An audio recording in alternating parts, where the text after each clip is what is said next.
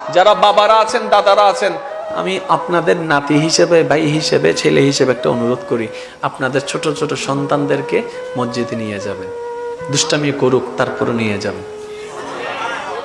আপনারা নামাজ পড়বেন, সন্তান কাঁধের উপর উঠবে, কান টানবে, করুক, নিয়ে যাবেন। যাইতে যাইতে অভ্যাস হয়ে গেলে বড় হলে এমনি মসজিদের রাস্তা আর ভুলবে না। এই একটা জিনিস। আর আপনার পরিবারের যারা কবরস্থ আছে তাদের নিয়ে কবরে জিয়ারত করতে যাবেন। এটা তোমার দাদার কবর, এটা তোমার দাদির কবর, এটা তোমার বাবার কবর, চিনিয়ে দিবেন। কেন? আপনি না জানেন এটা আপনার কি। আপনি যদি হুট করে মরে যান, চিনিয়ে দিবে কে? এখানে অনেক নাতি এমন আছে দাদার কবর কোথায় জানো না।